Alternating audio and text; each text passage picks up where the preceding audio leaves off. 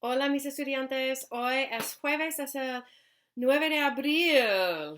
Gracias a Dios, pero va a nevar esta noche. Qué horrible, no es la primavera, no me gusta la nieve en abril. En diciembre sí, pero en abril no, es horrible. Ok, vamos a hablar de los mandatos. We're going to talk about commands today, okay? So far we've gone over the usted commands. Today I'm going to do a quick lesson on the ustedes commands, which are pretty easy. They're pretty much the same as usted commands, only you add an N, okay? Because it's the ustedes form. So before we do that, super quick, I just want to say that I have your homework page here with the answer sheet and I will post it. And I wasn't paying super careful attention. Apparently, I need to be doing this. I keep forgetting that when we're in actual class, I say so much more than I put on these videos. So that's really what the differential is. For the 3.10 homework sheet, number 1 included a reflexive pronoun. If you have one, and you're writing an usted command, you have to use the usted reflexive pronoun on the end of the verb, okay? So that would be say, and let me just give you an example. So reflexive pronouns are when you're doing things to yourself. So you're commanding someone to do something to themselves. So let's do an example. Wash your hands, okay? So the you in the your hands is the formal you, usted, okay?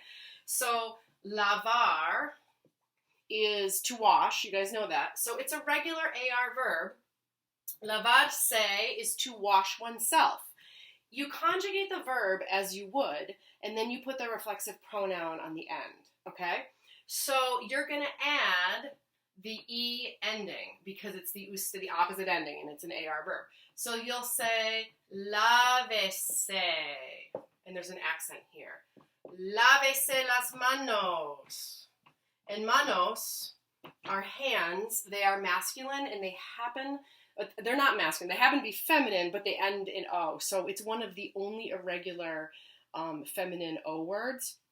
So lávese, wash your own hands. And say is the usted reflexive command, or the reflexive pronoun.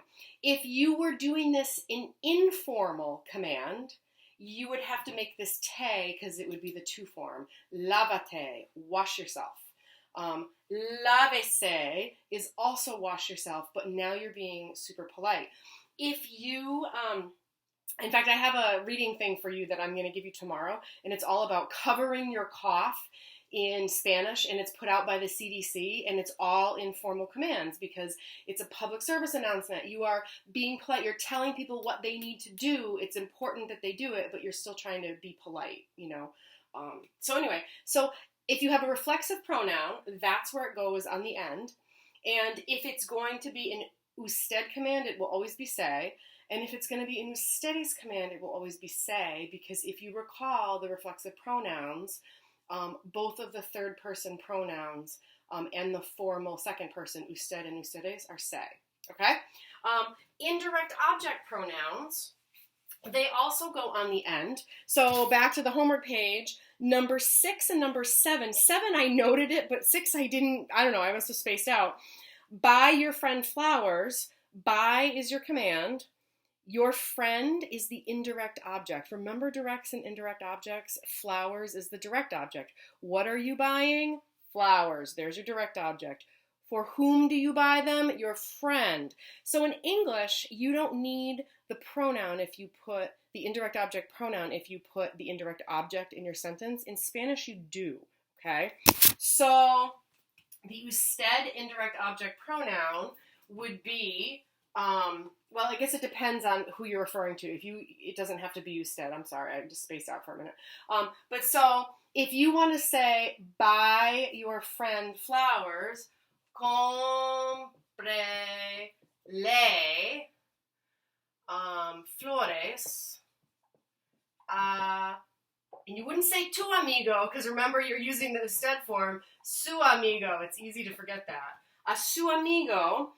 So le is referring to a su amigo, okay?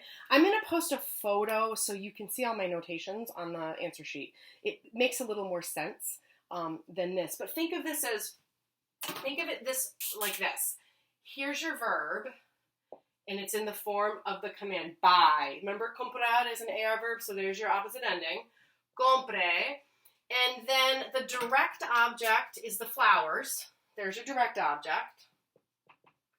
And then, who are you buying them for? Your friend. So, a su amigo, that's your indirect object. And the le, if you remember this, has to agree with the amigo. And this is your indirect object pronoun. You don't have to put the pronoun in English when you say buy your friend flowers, but you do in Spanish, okay? So this le would refer to him, your friend, okay? Does that make sense? Hopefully when you look at this, you can see, I've kind of mapped it out for you, the answer, so hopefully this makes a little more sense. If you totally bungled that, don't worry about it. I didn't really teach you that. I hope when you look at this and you listen to this explanation that it's going to make sense and it's going to help you learn it. But like, if you missed it, don't worry about it. If you got the commands right, just the verb, that's perfect. Fantastic. Okay? All right. So now one last thing. Let's go over the ustedes commands, and then you have a very short activity in the book. There's no worksheet today. It's just a book activity. So, oops, this green cap just keeps flying, I'm telling you. Okay, so usted commands, you are using the opposite usted ending, the A or the E, depending on what type of verb it is. For ustedes commands, if you're talking politely to a group of people, you have to use AN if it's an ER-IR verb, or EN if it's an AR verb, okay? So if I want to say, students, open your books. So what is to open? Let's start with that. Abrir. So it's a regular IR verb, okay? So your ending for usted commands would be A. For ustedes commands, they're going to be AN, okay? So you would say, estudiantes, and it's important that you're talking in the plural. Like, you have to be speaking to more than one person if you're using an ustedes command, okay? Estudiantes abran los libros. Open your books. Okay? So here's your opposite ending, and now it's in the ustedes form, which you're used to having that N on the end. Like, that's the way it is in present tense, so that should make sense. If I wanted to say, kids, drink your milk, I would say, niños, beban la leche. Drink the milk. So beber is an ER verb, beban, okay? We'll do one more. How about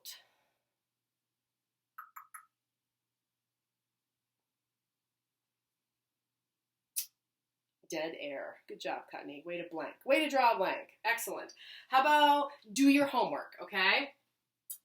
Boys and girls, chicos, hagan la tarea, okay? So there you go. Hagan, so hago is the yo form. It's a go verb. So haga is the usted command. Hagan is the ustedes command, okay? One last thing, and this is super easy to remember. When you need to negate a command, meaning you need to tell someone don't do something and you're using formal commands, you just put a no in front of the command. So that's way easier. Informal commands, when we did those in December, you have to like change the ending, and it's different than the affirmative command. So for this, just put a no in front of the verb. So how about don't tell lies, okay? Kids, niños, no digan mentiras. Okay? Don't tell lies. Okay?